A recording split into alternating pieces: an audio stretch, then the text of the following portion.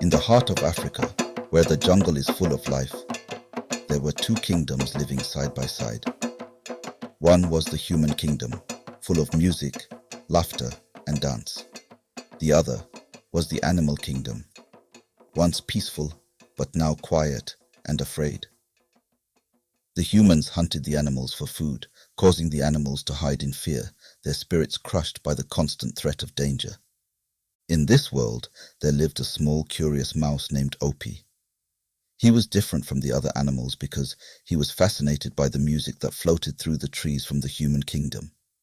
One day, the beautiful tunes became too tempting to ignore.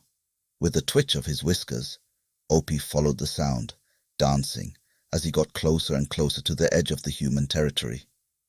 As Opie danced through the bushes, 3 human children, wearing animal skins, spotted him.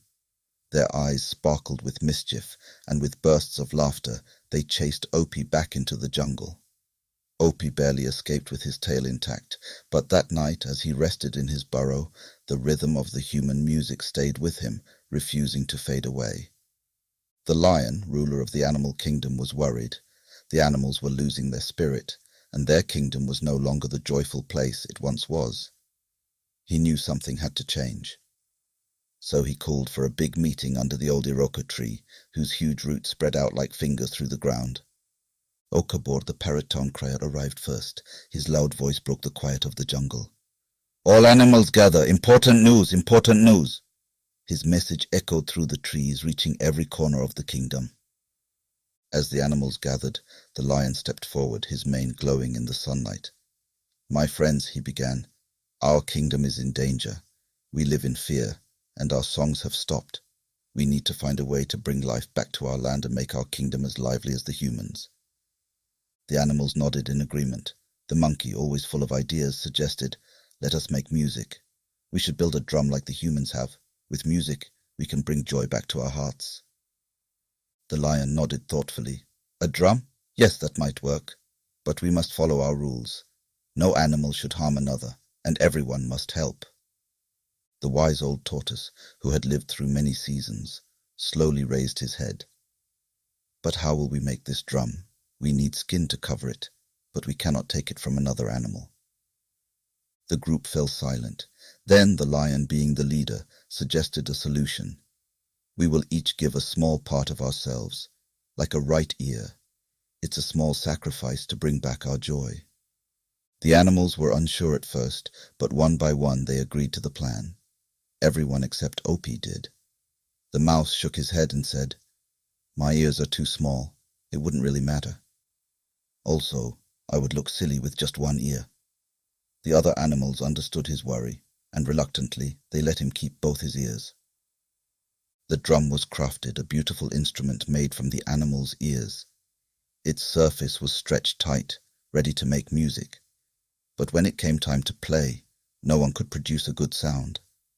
The elephant's heavy trunk broke the drumsticks. The monkey's quick fingers weren't strong enough to create a tune. Even the birds with their sharp beaks could only produce awkward thuds. Frustrated and discouraged, the animals went to sleep that night, their dreams filled with the same silence that had troubled them for so long. But at midnight, something amazing happened. The drum started playing on its own, producing a deep, rich rhythm that brought life back to the jungle. The animals woke up, their spirits lifted, and they danced under the moonlight, forgetting their fears. For 3 nights the drum played on its own, and each night the animals danced until they could dance no more.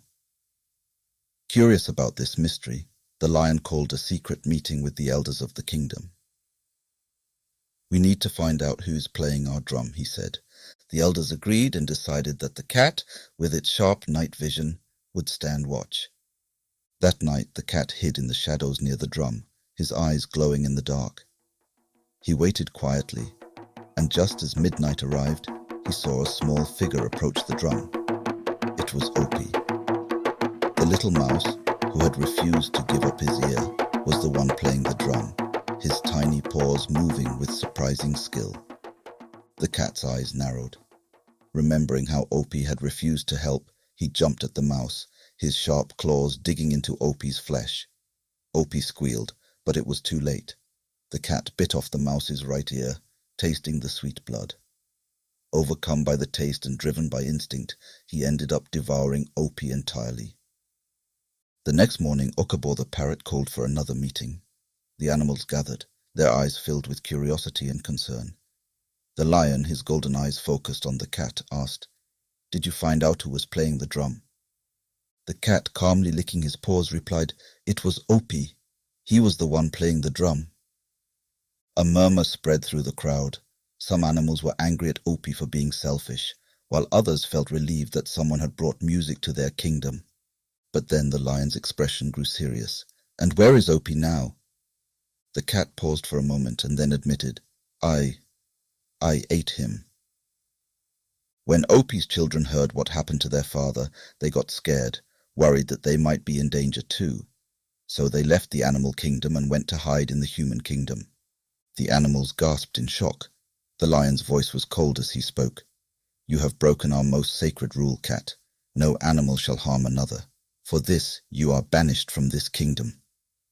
The cat lowered his head in shame and slipped away into the jungle. He wandered for days, hungry and alone, until he came across the human kingdom. There, a kind woman found him. Feeling sorry for the lonely creature, she took him into her home and offered him food and shelter. Still thinking about the taste of the mouse, the cat one day caught the scent of one of Opie's children hiding among the sacks of palm kernels. His instincts took over, and he started a new game of cat and mouse. This explains why cats and mice are always in conflict and how the cat came to live with humans. Back in the jungle, the animals were sad about losing Opie, but were determined to remember his contribution. They built a small memorial under the Iroko tree, where they would gather to sing songs in his honor, ensuring his memory would never be forgotten. The lion, being a wise leader, encouraged everyone to find new ways to enjoy life. The monkeys, inspired by the drum, began making their own instruments using things they found around them. They made drums from hollow logs, flutes from bamboo, and rattles from seeds. The birds, with their sweet voices, learned to whistle catchy tunes, and even the elephants added their deep calls, creating a beautiful blend of sounds that filled the jungle. As time went on, the animal kingdom changed. What used to be a quiet and fearful place turned into a lively one, full of music.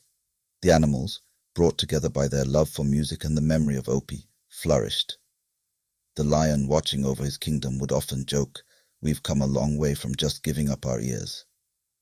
His laughter spread joy to everyone, and soon the jungle was filled with happy laughter and music. The story of the cat and mouse became well known, passed down through the generations. It reminded everyone how important it is to work together, be creative, and keep trust. In the end, the jungle, once quiet and empty, became a place full of life and music, showing the true spirit of its animals.